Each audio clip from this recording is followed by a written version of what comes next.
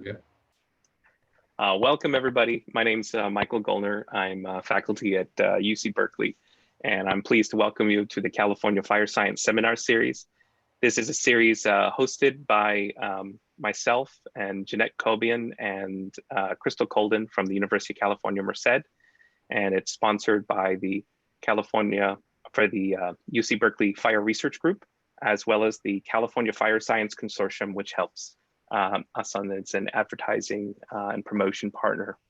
So we're really pleased to introduce our speaker today. Before I introduce him, I just want to go over some logistics. During the webinar, we're not able to have video and audio for the attendees, but there is on the bottom of your screen a Q&A box. And so please don't use the chat, use the Q&A box and add your questions throughout the seminar. At the end of the presentation, we'll be using the Q&A box to answer questions. We'll read them aloud so they're recorded. Also say if you have any technical difficulties, please do use the chat. We'll try to work on them. So welcome again to this series. I'm pleased to introduce Chief Hawks. He served since 1989 with CAL FIRE and has been promoted through the ranks from firefighter to his current position as staff chief of CAL FIRE's Wildfire Planning and Engineering Division, which encompasses oversight of land use planning, wildfire prevention engineering, CalSTAT's fire plan, and fire prevention grants program. Chief Hawks has been involved with several teaching cadres, serving for 13 years on different CAL FIRE incident management teams, and holds a Bachelor of Science degree in Forest Resource Management with a minor in Business Administration from Humboldt State University. And so I'm really pleased to introduce him today and to give an important talk on some of the work that CAL FIRE has been doing. Thank you, Michael, and thank you for having me here today. Looking forward to the presentation and following discussion. I think you covered my intro real well, so I'll skip any further with that. And I'd like to, for those of you who are not familiar with CAL FIRE and who we are, what we do, just give a couple slides here on CAL FIRE. So we protect 31 million acres of the state's privately owned wildland, and that is represented in the picture on the screen in the yellow shaded areas. And it's approximately 1/3 of the state's landmass, which is around 101 million acres. And there's roughly about 1 million structures, residential structures within what we call the state responsibility area, or that yellow shaded area. We provide full emergency response, although our department was founded on wildland firefighting and resource conservation. We have entered into a number of agreements with a lot of local jurisdictions to provide a full scale all hazard emergency response. Covering the wildland-urban interface versus intermix, you can see a couple pictures. You're probably familiar with the WUI or those terms. And the top picture there is the wildland interface, and the bottom one is the intermix. The interface is kind of a clear line of demarcation between wildland fuels and a subdivision or housing units. And the bottom picture where the wildland fuels are really intermixed amongst the residential housing units. And throughout the entire state, there's about it's really hasn't been fully determined, but some estimates say that there's about 2.2 million homes within the WUI, or some on the higher end go up to around 5 million homes. But regardless, there's a lot of homes out there in the state that are at risk to wildfire. And of course, California has a perfect environment, wildfire environment, being a hot, dry climate during the summer months, with very diverse and steep terrain and a lot of flammable vegetation that's built up over the years from fire suppression and other forest management techniques. So one thing to think about is everything out there, from natural vegetation to ornamental vegetation to homes, is fuel for a wildland fire. And so this presentation primarily focuses on the CAL FIRE damage inspection program. It's been around for a long time. but it was really never standardized as to when it was deployed, on what wildland fires it was deployed, what data was collected, where the data was housed, and how the information was reported out. And it was, when it started in the late 80s, it was all done on paper forms and so forth. Well, in 2014, there was the Bowles fire in Siskiyou County, and we first used the Esri collector application for our data collection, and it allowed us to determine what fields and information we wanted to collect data on. It allowed us to take a picture of whatever and attach the photographs to that data, and then drop a point on a map and spatially locate those points.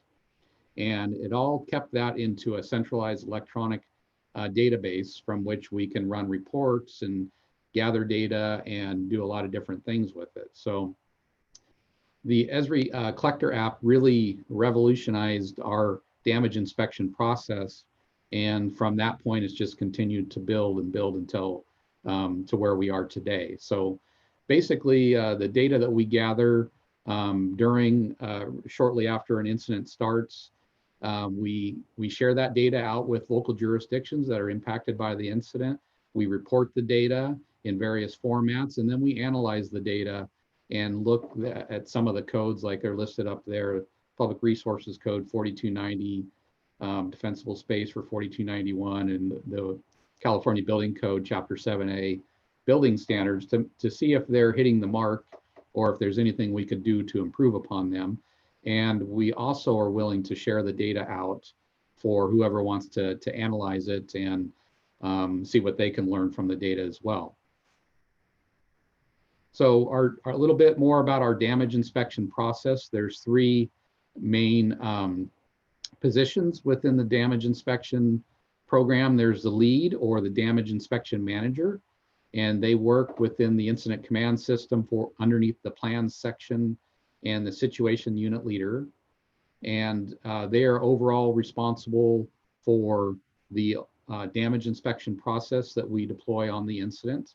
And they hold briefings with all the damage inspection specialists. They attend other meetings and report out damage inspection data. They have some say in how repopulation occurs within the incident.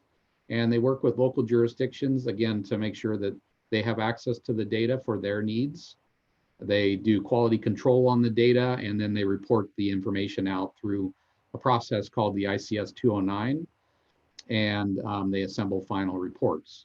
The second group of personnel is the field teams, which are called the damage inspection specialists, and they're comprised of a minimum of 2 personnel.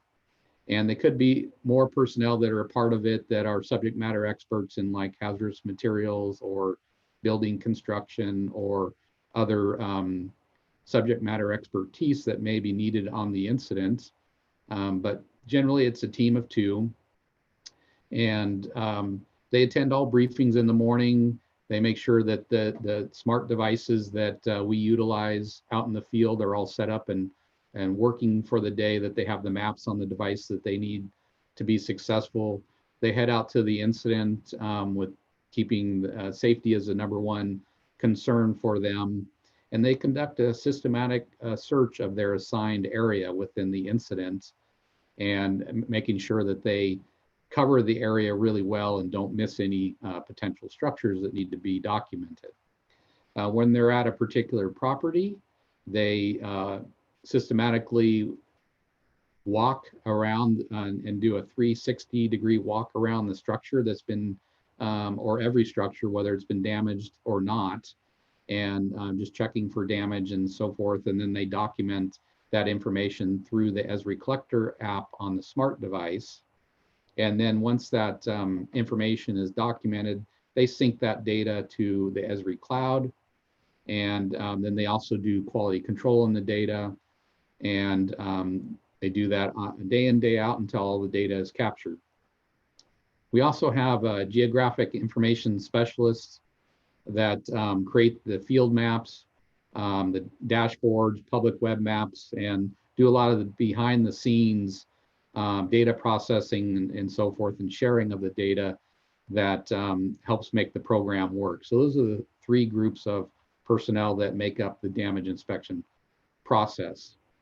As part of that process, and this is a picture of the campfire, the damage inspection managers break the incident up into zones, and you can see the blue lines being the zones that were determined for the campfire, and the red line being the perimeter of the fire. And they break them up based on geography, road structure, and the number of structures that are in the zone that need to be inspected, and trying to keep a manageable workload for the personnel that are assigned out there. When the personnel are damage inspection specialists, the DINs head out for the incident for data collection for the day. They turn on the track logs and run a track log. And what we like to see is that they walk that 360 like is here on this particular structure on the campfire. They completely circle it. That helps us when during our QA/QC process, that we know that that structure was walked around, and that we're confident, our confidence level about the data really picks up and increases. As I mentioned, one of the reportings that we do is reporting the data through the incident out to the public, and that's done through the ICS 209 process. And this is the area of the ICS 209 where the damage inspection data is reported. And this is done twice a day at 6 in the morning and 6 at night, and for the life of the incident. This is something, a dashboard that our DINS GIS specialists create behind the scenes that our managers have access to. And this is an example, a snip from the dashboard that was created for the campfire. And so it gives them a really good breakdown of what's happening out there in the field. They can see the map and all the points on the map, and click on those points and see the information and the photographs.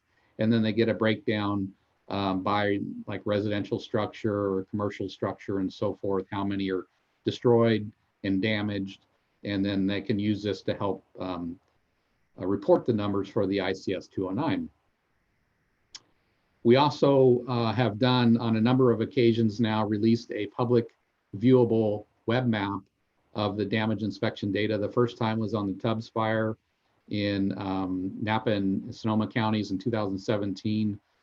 Since then, we've deployed it on a number of incidents, and particularly this year in 2020 being pretty historically destructive and large fire season for California. We got a lot of use out of this. This is we found to be a very good tool for notifying the public and other agencies and so forth of what's happening related to structures within the incident perimeter. Because when people are evacuated, the one thing that they really want to know is what happened to my structure, my home. Is it still standing? Is it damaged? Is it destroyed? If it's damaged or destroyed, then I'll need to contact my insurance and start the claim process with my insurance.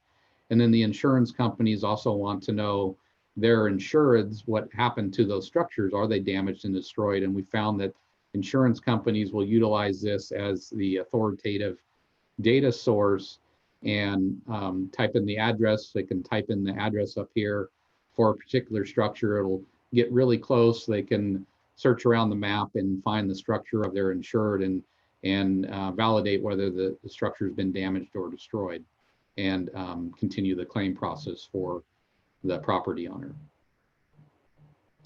So that's kind of the background of our DINS program and our damage inspection process. Now we're going to go into some of the data that we have gathered and analyzed. And this is just a one-page document that the department has created and maintained over the years. And it's simply the top 20 most destructive California wildfires. And if you look, this didn't look like this a few years back. Starting in about 2015, we really started to see an uptick in the number of very destructive and large wildfires. And you can see in 2015, we had the Valley Fire and the Butte Fire. In 2017, we had an October fire siege in Northern California, and then a December fire siege in Southern California with a number of destructive fires. In 18, we had the Carr Fire and the Woolsey Fire that were very large and destructive, and then the Camp Fire, which was really historic as far as destruction goes and loss of life. And then in 2020, we've had a number of fires that have made the top 20 list. And so if you look at the list of the fires that aren't highlighted, only 2 of them predate the year 2000.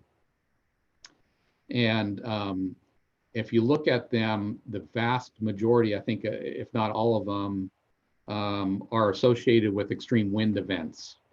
And so extreme wind is a really big driver of wildland fire, and makes it very difficult on firefighters to do their job right on the fire line and safely and efficiently, and overwhelms the firefighting resources. And so wind is a big driver of fire, and also a big contributor to destructive or wildfires being historically destructive.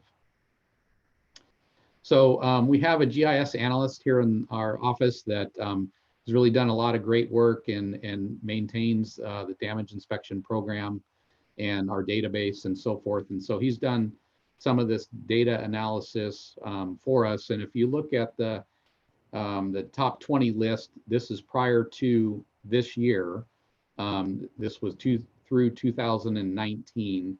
If you look at the Camp Fire and compare it to the next 8 most destructive fires on the list, you'll see that they almost or just barely maybe overtop the Camp Fire. It just really shows you how historically destructive the Camp Fire was. And if you take the Camp Fire and compare it to any year of fire season, it is more destructive, just the fire itself, than the combined fires of any year. So it just really points out that the Camp Fire was so historically destructive. We also maintain a little, excuse me, a little database where we do some analysis from, and this gives you the breakdown of structures that were destroyed or damaged and their total in 2014-15. We haven't added the 2020 data yet, as we don't typically start analyzing it until the start of next year. But if you look at what this chart is really pointing out is this number over here, 92.6, I just rounded it to 93% of all structures that catch fire will be destroyed. It just goes to show you that it's nothing new. We don't want any structures to catch fire, but should they catch fire, there's a 93% chance that it will be completely destroyed. So how do we prevent structures from catching fire in the first place? And we'll get into a little bit of that down the road in the presentation. This next part of the database is looking at all the data rolled up into the different categories of single family dwellings, commercial, other minor outbuildings and infrastructure by the different damage categories. And these are categories that FEMA has developed, not that CAL FIRE's developed. We've adopted the FEMA categories. And again, you look at the damage to all structures. The next highest category being this affected category, where 5% of the structures fall into that. And that's a category that just encompasses cosmetic damage, no structural damage. And so, relatively easy to bring the structure back to pre-fire conditions. So if firefighters or property owners, if they happen to stay behind and defend their structure, if we can catch the fire when it's small on the structure, we have a really chance of putting it out and saving the structure. But once it gets beyond this affected level and starts to get into the more deep-seated into the structure or on the structure, then the chances of putting the fire out and limiting the damage become less and less. And if you look at this data of the destroyed, 70% of all structures that are destroyed are residential. That's single family and multifamily structures, residential structures. I just took the data and rolled it up by the different responsibility areas that the state is divided up into. And there's 3 of them. There's the state responsibility area, local responsibility area, and federal responsibility area. So the state responsibility area is where CAL FIRE is the agency that has the primary wildfire prevention and protection responsibilities. In the federal responsibility area, that's the federal fire agencies like the U.S. Forest Service, National Parks, BLM, and so forth. And then the LRA is local responsibility areas where cities or towns have the jurisdiction. And you can see our primary responsibility is within the SRA. And so that's where a lot of the data that we capture resides in. But as we all know, wildfires don't adhere to boundaries or jurisdictions. And so if we have a fire that involves CAL FIRE's jurisdiction and happens to burn into the LRA or FRA, and we're doing damage inspections, we will document all structures within the fire perimeter and within about 100 meters of the fire perimeter. So you can see here that the damage and destruction is not just isolated to the SRA or somewhat of the traditional WUI areas. We have a lot of area in the local responsibility area, the LRA. The good examples of this are the Tubbs fire, where the fire burned from Napa County into the city of Santa Rosa and the community of Coffee Park. And then we have also the town of Paradise, which was a local responsibility area where the fire started out in federal jurisdiction, burned through state CAL FIRE SRA jurisdiction, and then into the town of Paradise and through the town of Paradise and through the LRA there. So as I mentioned earlier, fires don't adhere to boundaries. They just burn according to the laws of combustion. So this chart here is percentage of damaged and destroyed structures by fire hazard severity zone and does not take into account this last fire season or current fire season for 2020. So again, we have fire hazard severity zones. The state is broke up into fire hazard severity zones, and they are determined in the SRA to be either very high or moderate fire hazard severity zones. And then in the LRA, we also, CAL FIRE is the jurisdiction that has to create the fire hazard severity zones. And they are created for very high fire hazard severity zones in the LRA. So there is a couple other that are very minimal areas throughout the state that are urban or unzoned. And then this non-wildland is typically agricultural areas. So you can see a lot of the destruction is in the very high fire hazard severity zones. But if you look at the Camp Fire, it was the vast majority of the 18,800 structures that were destroyed were in the very high fire hazard severity zone, including the town of Paradise. So, you know, if you get a big fire like that, it can really skew the data one way or another. Whereas you look at the camp or the Tubbs fire, excuse me, that burned down into Coffee Park, that was in an area that was urban or unzoned. So you get one or two very large fires that can skew the data just a little bit one way or the other, but typically a lot of the destruction is in the very high, but it's not only isolated to the very high fire hazard severity zones. If you break that down by into LRA, this is for the local responsibility areas outside of CAL FIRE's jurisdiction. Again, we have the campfire that was almost entirely within the town of Paradise was LRA and almost entirely very high fire hazard severity zone in the town.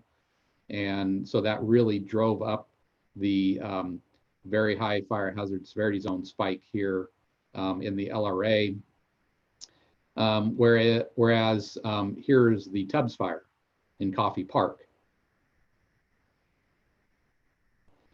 Now, if we look at this for the 3 fire hazard severity zones in the SRA, the very high, high, and moderate, we see a little different breakdown. Still, the majority of the structures, though, are destroyed versus damaged. This is looking at damaged and destroyed structures from the 2017 fire season only. And on a weighted average, there's different numbers that fit into each one of these categories of the number of structures that were damaged or destroyed. But on a weighted average of 100%, we see that the urban or no fire hazard severity zone had the greatest amount of destruction compared to the very high fire hazard severity zone over here, which had comparatively the least amount of destruction associated with it. And you look at some of the reasons why that may occur. You think of people that live out in the WUI, where you typically associate a very high fire hazard severity zone with that they're more in tune with living with fire and more conscious about fire and its effects and the threats that it poses and defensible space and home hardening and the measures that they can take to make their property, their home more resilient to wildfire. Whereas down here in the urban areas, you'll typically think of wildfire as a huge threat, and the homes are close together so that when wind-driven fire like the Tubbs fire burns into Coffee Park and starts 1 or 2 homes on fire, then it just propagates and it really ceases to be a wildland fire at that point. It becomes an urban conflagration where the fire burns from one home to the next and so on, and continues on that path until it either runs out of fuel or something is changed, like the wind dies down and firefighters are able to really get in there and make a stand and make a difference.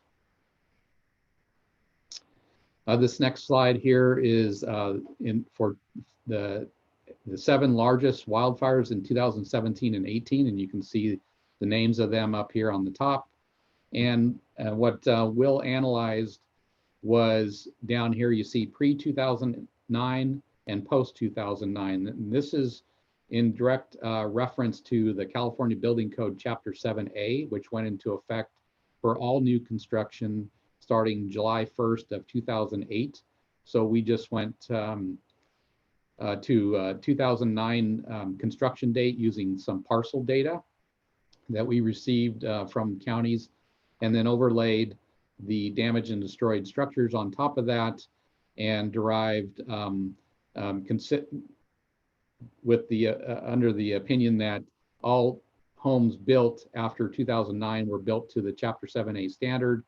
All homes built pre-2009 were not, or built to various levels of compliance with what is now the Chapter 7A standard. And you can see that across the 7 large fires across 2017 and 18, that there's various levels of destruction or homes that survived, being the black part of the chart here, or the graph. And the 2 most destructive fires, Camp Fire and the Tubbs fire, you see that they had less likelihood of the structure surviving, but if the home was built to Chapter 7A standard, there was definitely a higher likelihood of the home surviving than not, than had it been built previous to the standard. Now, if you take those 7 fires and then throw them in and average them out, you'll see that homes built prior to Chapter 7A have about a 50% chance of destruction for those 7 large fires. And if they're built to the Chapter 7A standard, they had only a 30% chance of destruction, so a 20% difference there. And we also see in the affected category that there's a higher percentage in this category. So maybe the home being built to a higher standard, more resilient, is able to withstand a fire better, and receive some cosmetic damage like radiant heat damage, or is able to withstand a fire that starts longer and allowing the property owner or the firefighters a chance to get in there and put the fire out. So we've seen that the Chapter 7A building standard is making a difference, and we have a standing working group that continues to work on the 7A code, utilizing a wide variety of subject matter experts and the latest in science to help drive changes to the code. So Will took for destroyed structures only on the campfire, and he created this chart based on an odds ratio of construction features. And he also looked at defensible space. We also run a defensible space program where we utilize the collector application and document a lot of the same features about the structure pre-fire. And so he was able to overlay the data from our damage inspection program and our defensible space program together, utilizing the defensible space data on the structure features, and really take a look at what impact they potentially have during the campfire. And we can see over here that decks that are elevated, like overhang a drop off on a cliff, or on a the second level of a structure, that if the deck is made of wood, it has almost a 3% or 2.5 roughly percent higher chance of being destroyed versus not. If you look at decks that are on grade, again, we see that wood decks have a higher odds ratio of destruction. But the interesting kind of point that we found from this is if the house does not have a deck on grade, that it still led to a higher increase in odds of destruction. And so we were trying to think of, well, why might that be? And if there's no deck, especially if that deck is not masonry or composite or a more hardened deck, that potentially allows the fire to burn up and become close to the house. And if the house has a lot of ornamental vegetation or wood bark mulch within the first 5 feet of the structure, then that could increase the likelihood of the home catching fire and being destroyed. So interesting enough that if the house did not have a deck, that it was a higher likelihood of being destroyed. So here's the one where we'll analyze the defensible space data, compliance versus non-compliance, and then the outcome, what happened after the campfire burned through. And he found that if a home had received a defensible space inspection and the inspector determined that the house was non-compliant with the code, the defensible space laws, that it had a 5 times higher chance of being destroyed than not. This next one, eaves. This is just for residential structures only. So the eaves with no eaves is associated with a high association with mobile home parks that aren't built to and don't have any Wildland-Urban Interface building standards associated with them. And so there's a higher likelihood. They're also spaced really close together, as we know, typically in mobile home parks. And once you get one or a few of them burning, they go down like dominoes. And so that drives up this higher likelihood of destruction associated with those mobile homes. I'll come down here and skip a few of them. Roofs, we all know that old wood shake roof we can see that it has just a significant increase chance of the home being destroyed than not, if a home still has one of the old wood shake roofs. So, and when we talk about retrofitting a home, the roof is the #1 priority of retrofitting, of taking a home that has an old wood shake roof and bringing that up to a higher standard, the Class A roof, which is the highest rated against wildfire exposure, highest rated roof, and what you want to bring your home up to.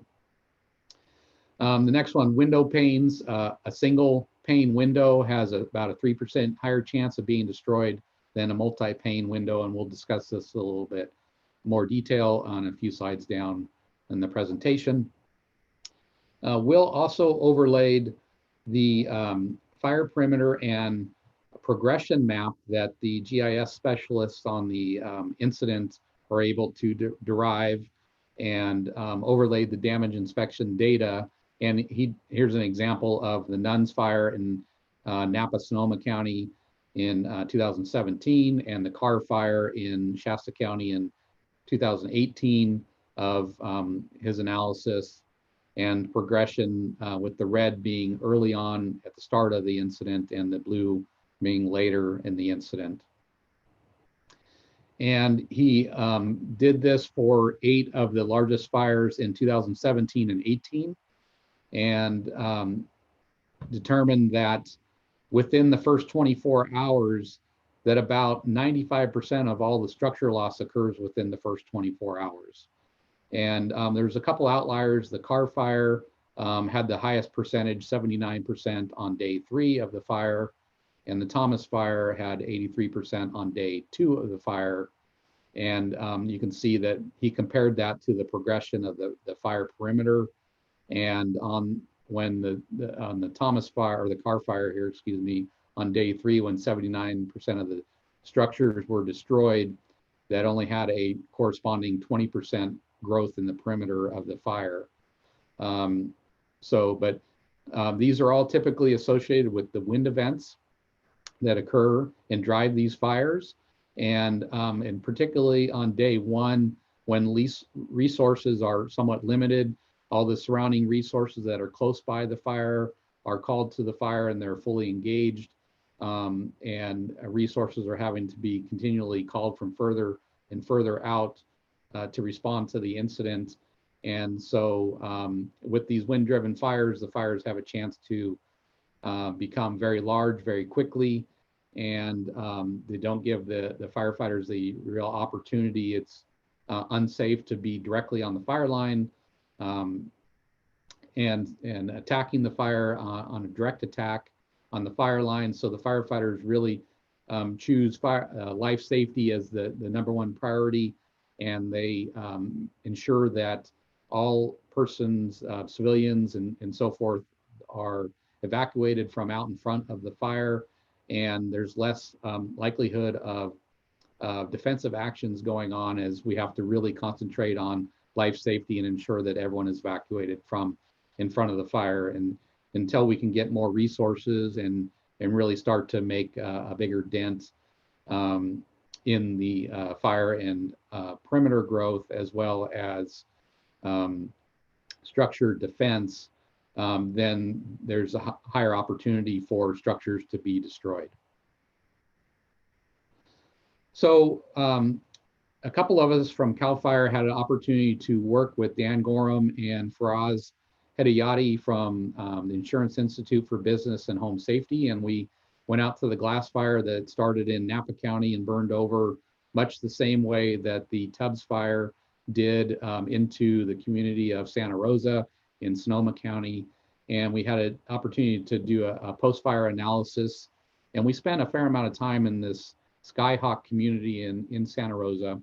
And I took this panoramic picture here, looking across this drainage at the hillside and these homes on this other ridge line over here. And up on the hill behind these homes is state responsibility area. The road, Skyhawk Road, that's right in front of these homes that you can't see in this picture, is the dividing line between the SRA, where CAL FIRE has jurisdiction, and LRA. where the city of Santa Rosa has jurisdiction.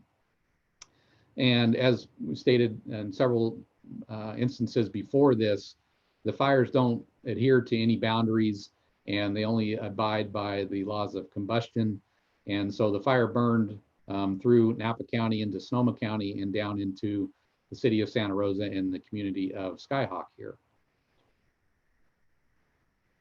This is a Google Earth or Google Maps picture of this community as well. The photograph I took was from somewhere right in here looking this direction.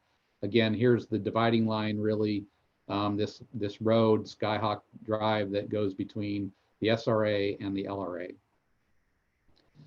And now I have a series of pictures that I'll run through of some observations that we made, and a lot of it was validating a lot of things that we know, also learning some things that we didn't know or weren't sure about. But these are all pictures that were taken during this incident.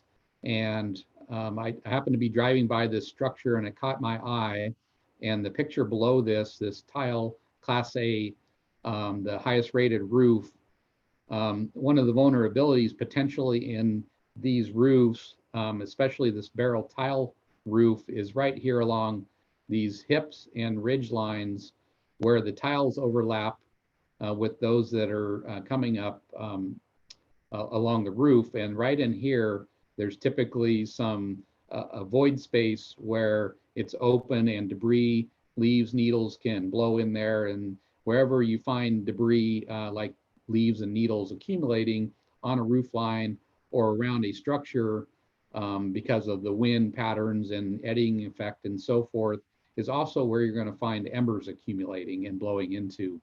So if there's accumulation of debris up underneath here and then an ember happens to blow in, catch that debris on fire, that could be bad news for the structure. So this one is a good example of some mortar that was put in here to shore up this vulnerability in the roof line. We can't see it here, but I believe this also had fire stopping, or some more common terminology, bird stopping, that is put in this gap area potentially here at the roof's edge that will also prevent the accumulation of debris and the entry of embers underneath the roofing material. So that's something that we just validated. This structure here has a asphalt fiberglass composition shingle roof with a metal gutter, and you can see that the metal gutter is tucked up underneath and installed correctly up underneath these composition shingles, and the shingles kind of overlap, so that gives good protection for the decking material that's underneath this roofing, which underneath the comp roofing material, which is combustible. And if it's exposed, it could allow potentially embers to get in there and catch the edge of the roof on fire. Well, this metal gutter helps protect that. The one thing about this gutter we noticed, though, is it did have some damage that you'll see here in the corner of it.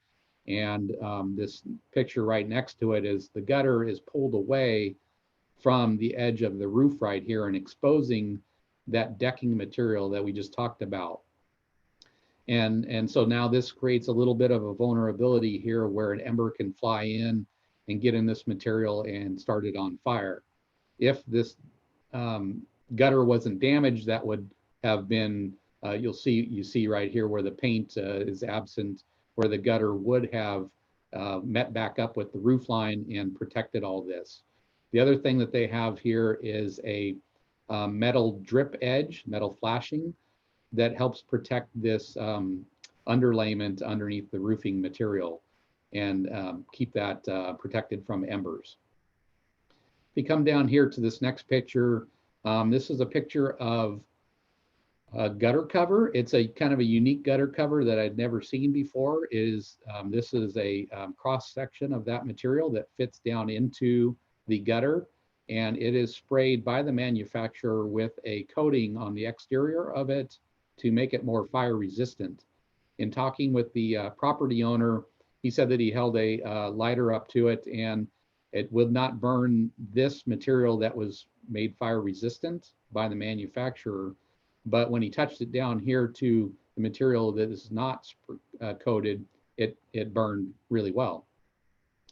One thing about gutter covers, no matter which one, we want it to be non-combustible, corrosion-resistant material and properly installed so that it prevents debris accumulating from inside the gutter. You can see that this material did stop debris from accumulating inside, but it does allow debris to accumulate on top or behind it. And when it's exposed, it potentially could light on fire and propagate fire. Moving to the next picture here, this is showing a roof line with accumulation of debris in the valley. And what it doesn't show is there's likely a accumulation of debris on this roof to chimney chase area on the back side of it here. And that would be a spot where embers can find that material, and this Class A roof would be protected, but this siding is wood combustible siding, and it's a potential vulnerability with this roof to wall or roof to chimney chase intersection here. So one potential option, aside from clearing off the debris on the roof line, is to replace this siding with a non-combustible option. This is to show that just radiant heat can impact glass panes on windows. But so dual panes like these windows here are the best way to go, with one of those panes being tempered glass. And when it's in the manufacturing process, and it goes through the process to make it tempered glass, when it comes out on the back end, it is 4 to 5 times more resilient than regular annealed glass. And so it'll definitely stand up to radiant heat a lot better than regular annealed glass will. And you can see that it still took a lot of damage, but the home is still intact. And when it breaks and falls down, it can stain from the argon gas that is between the two panes. You'll see the staining of that gas as a result of the fire. And the thickness of it is, it's about a 16th to a 32nd thickness compared to regular single pane annealed glass, which is about a 1/4 inch thick. And I just threw this picture in there to show the difference in thickness, but dual pane with at least one window being tempered glass is what you want. This picture is really showing three things here. We have a lot of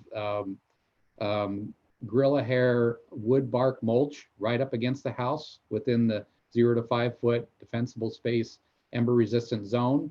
We have wood fencing that was damaged and destroyed by the fire. And then we have this other structure that is on the neighbor's property. So this is one structure here, these three pictures. On the left side of this structure that's on the neighbor's property. And yet the brunt of the fire that came off of this burning structure occurred to this neighboring house, not the owner's house. The owner, this window here and this window here are these two windows, and you can see they sustained some damage and did break, but largely this house was undamaged compared to the amount of damage on this house. And it was all because of the neighbor's structure and this wood fence burning. And then we also see that the wood bark mulch caused some heat staining on the foundation, but the concrete foundation and the stucco siding protected the house. So what we'd like to see is this wood bark mulch move back at least 5 feet from the house and rock or something non-combustible put in that zone. Again, fencing is significantly a hazard to structures. Here's a number of examples of it, from your typical 6 foot wood fence that you'd see around a structure to, this one was only maybe 3 to 3.5 feet tall with a lot less material, but it still was enough that when it burned, it cracked these two windows behind it. Here you see this fence with all this bark mulch right up against it, and the damage that once it caught fire, that what it did to the side of the structure. This one is, again, this burning fence right here with the wind blowing this direction, causing the fire to either directly impinge upon the siding or really cause enough heat, radiant heat, that it caused ignition of the siding. And we have a couple more examples of fences right up against structures that burned and caused additional damage. What I want to point out here is structures on properties that are detached but close by the main home. This was a completely combustible structure that is burned up with a wood fence that surrounded it. And you can see the amount of damage it did to this home and saved by firefighters. Otherwise, it would have burned completely to the ground. In this lower example, we had some embers likely that got into this stored material along the side of this detached garage that caught the wood siding on fire and got up underneath the eaves. And you can see that the garage door was down. The firefighters put a hole in the door and suppressed this fire. But had they not done that or been there and this building continued to burn, it was roughly 20 feet from the main house. That could have been enough to bring this main structure down. Fortunately, the firefighters were there to defend it. Here's another one, a detached shed that the property owner actually stayed and defended. And I want a disclaimer here is we don't recommend that people stay behind and defend their homes.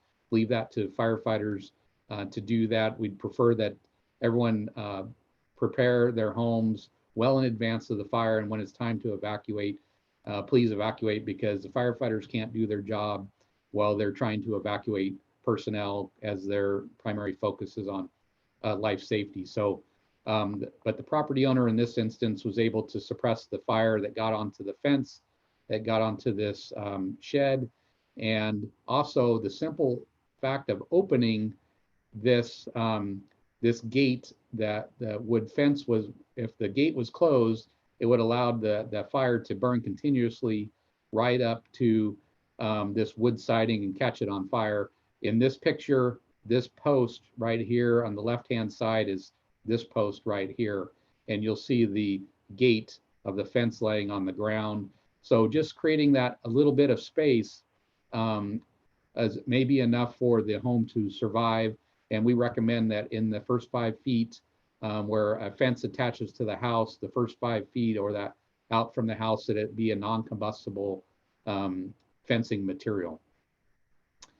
And then this picture showing wood bark mulch. Embers came over the road that was in front of this side of the community, caught the bark mulch on fire, caught this fence on fire, and had somebody not been there, likely firefighters, to suppress it, that could have traveled. We see the fire on the back side of the fence here, could have traveled all the way up to the house, caught the wood material on fire, and then brought the house down. I took this picture from the gate, this gate right here, towards the back of the house, and you'll see what a good ember resistant 0 to 5 foot zone could look like. In this instance, it's just gravel, but nothing there to burn, so the home is better protected. I have just a few more slides, but in the interest of time, I'm just going to cover this last one. And so decking, this particular deck had composite material on it on top, and it had these parts of the railing. These posts were composite material as well. This lattice work was vinyl lattice work that surrounded this deck. But if you looked up underneath, it was all wood members, joist members and so forth, but a good clean area underneath it, no stored material, which is what we want to see. If embers should happen to blow underneath here and catch on one of these wood joists, they could create a significant fire underneath and bring the deck down and then bring the house down. In this instance, they didn't, but the fire got into this wood bark mulch, and then burned unchecked up to the wood members of this deck and started this on fire. And again, had someone not been there, likely firefighters, it could have brought the whole house down and so forth, but they were able to defend that. And what we'd like to see is for the wood bark mulch to be pulled back at least 5 feet, and it would have gone a long way in defending this deck. So with that, I guess have a good stopping point. Michael, would like to open it up.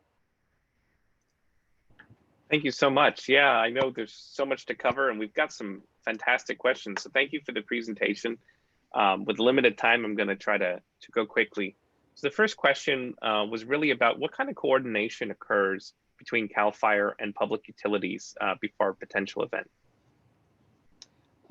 Before an event, so the utilities manage their infrastructure, and so everyone's probably aware of public power safety shutoffs, and that's solely at the discretion of the utility company whether they do a PSPS event or not.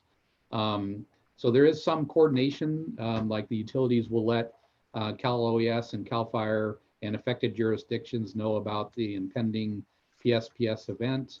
And so we can plan accordingly.